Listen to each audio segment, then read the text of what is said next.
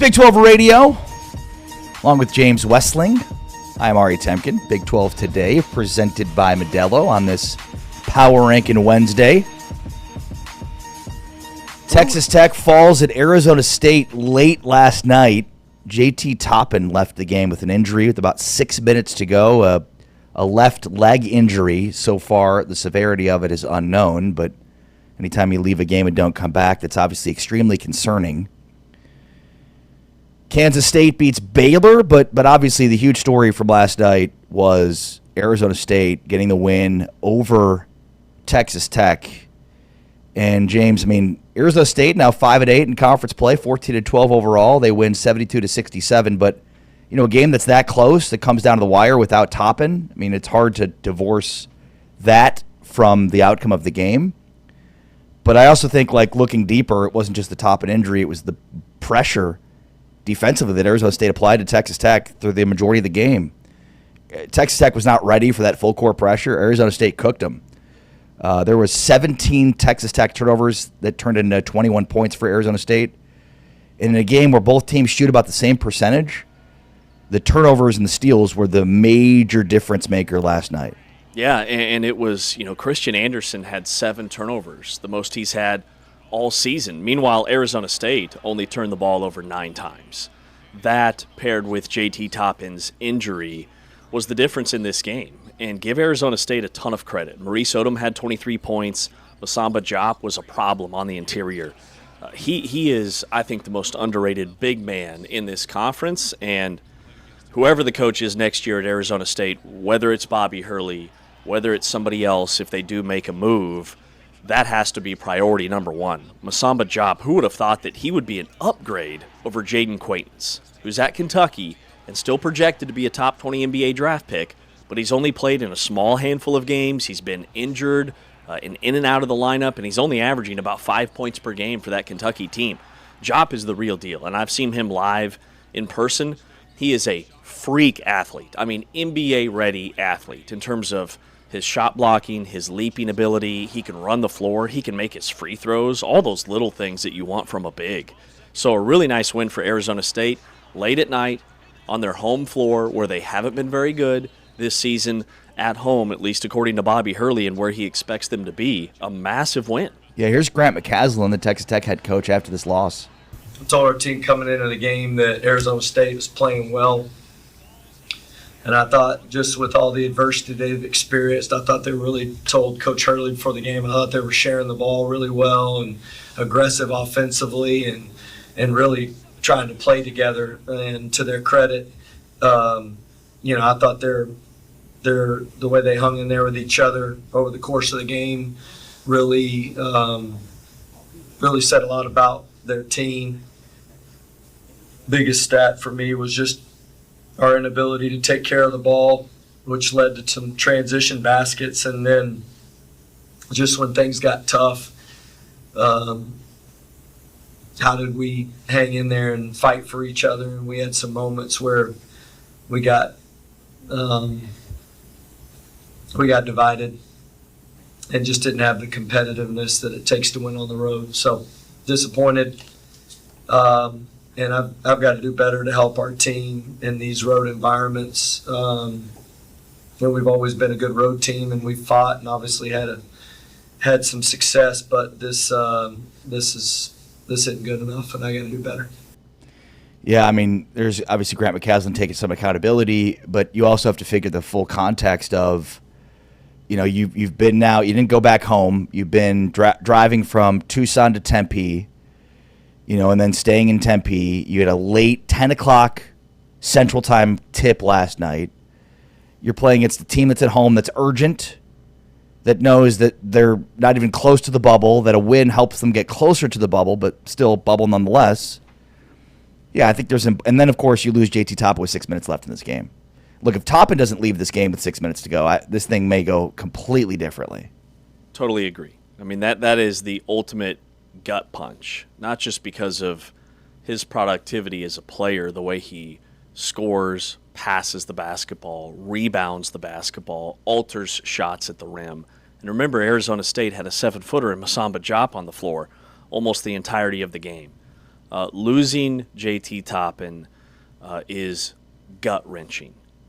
And the tone of Grant McCasland during his postgame leads me to believe that it is a serious injury and that he's going to miss definitely some time. Like sometimes guys go down and it's just like a bruise and you bang knees with somebody and it's something that hurts really bad. And it hurts so bad that you can't come back in that game, but you're ready to go the next game.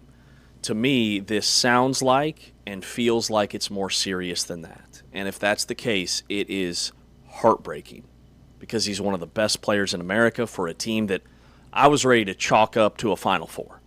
They are my number one team for the NCAA tournament in the Big 12 in terms of built for the tournament to make a deep run, as deep as they went last year, if not further. Without JT Toppin, it changes everything.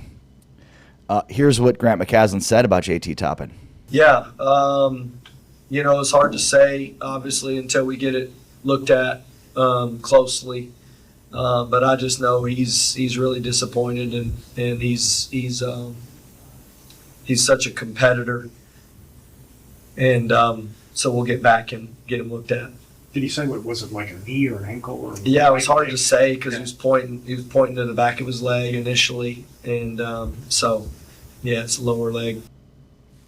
Lower leg. It's hard to say if it was a knee, an ankle, or something else.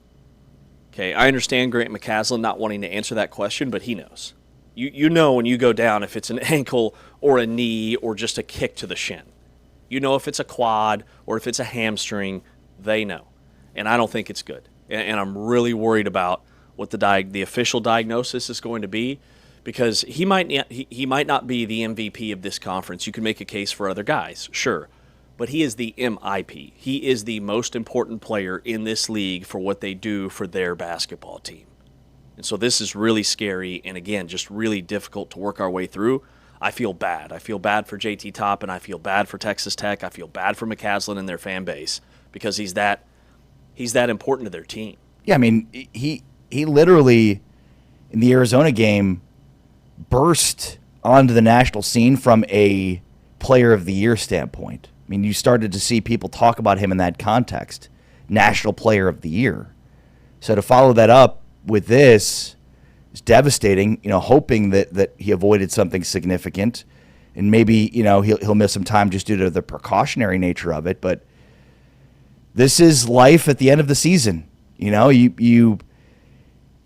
This is part of the marathon. And, motivations are always different, and the way you look at certain games from – the psychological standpoint is different. I mean, just losing a game on the road at 10 o'clock at night for the tip and all that stuff, and then there's the Toppin piece. But, I mean, Texas Tech last year, they weren't healthy heading into the tournament, and probably a big reason why they didn't make a Final Four run was due to injuries. And this stuff, if it happened to them again, would just be devastating for a team that, seems like they could have a Final Four run in them. Speaking of the NCAA tournament, now 5-8 in conference play with the huge quad one win here for Arizona State. Here's what Bobby Hurley said about their NCAA tournament resume. That's the beauty of this league, and it's a gift and a curse because it could just drive you into the ground. This league can, but if you could get some momentum, and we've kind of dug ourselves out of the ashes a little bit. We're climbing the standings at the moment, and there are hard games in front of us, and there isn't an easy one left. So there's all opportunities the rest of the way. I mean, everybody between like 40 and 70 right now still has a chance to be an NCAA tournament team based off of what they do the rest of the year. And Arizona State is all of a sudden number 68. They're 3-9 in quad one. I still think it's a very much an uphill climb for an NCAA tournament bid. UCF's win over TCU didn't knock TCU much. It knocked them to 48 in the net rankings. Baylor, even with their loss to K-State, 51. West Virginia's 54. But like Cincinnati and Arizona State, with some of the wins they've had here as of late and knocking off one of those upper echelon teams, it does put them back in hey, don't forget about these guys. They could still make a run. And there are teams that even if they make a run, it won't be enough. But like those two teams we're talking about, Arizona State and Cincinnati, are teams that could make a run and still have a chance. Yeah, it's really interesting because I think heading into last night, we thought the TCU game was the biggest game from the standpoint of the bubble. And as it turns out, probably was third, just in terms of impact. Yeah. Maybe second. Because, Baylor is not a tournament team, neither is Kansas State, but it was an impressive win for Kansas State. Obviously, the headline last night is the major upset with Texas Tech just on the heels of winning at Arizona, loses to Arizona State, and loses JT Toppin. Of course, we'll keep you updated with the latest updates on the JT Toppin injury. But TCU goes down to UCF and takes a loss. I thought based on resumes that this is more of a must-win for TCU.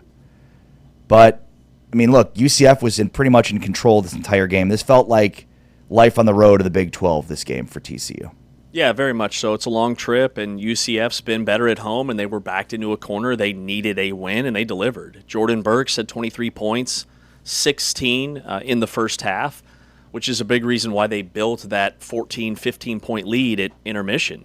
TCU struggled. Micah Robinson led them in scoring. He had 20 and 9. David Punch had 14, but then they didn't get much from their point guard position. UCF jumped out to an early lead 9-2 and just kind of never looked back. TCU, it never really felt like they were in a position to make a run to win this basketball game. And that's kind of the story of their season, right? They either play really well or they have some head-scratching losses, like a loss to New Orleans and a loss to Utah and some of their others.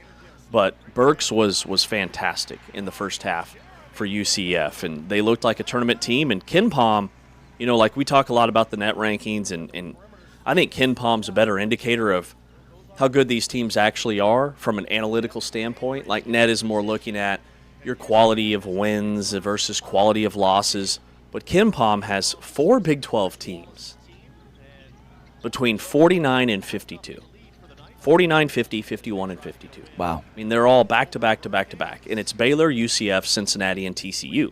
And then West Virginia's 56, which tells me just how even after the upper echelon that middle tier of the Big 12 is, to where any of those teams could break out and go on a run and end up in the NCAA tournament. Multiple teams could do that here down the stretch. There's still a lot left to be decided that's on the table. Well said. Here's what Johnny Dawkins, the UCF coach, said following this win for UCF. I thought we showed a lot of fight tonight, a lot of grit. They're a tough team. They're physical. They have a well-balanced attack offensively, and so they rebound the ball well. And I thought we had to match that in all those phases, and I thought our guys did. I thought we came with a desperation, and you have to have that this time of year. That's what makes college basketball so special.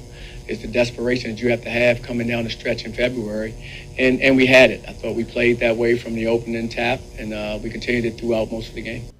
Yeah, the rebounding was fairly even, except that UCF really owned their defensive glass, so it didn't really allow TCU some second chance opportunities, and they shot 50% from the field and 40% from three.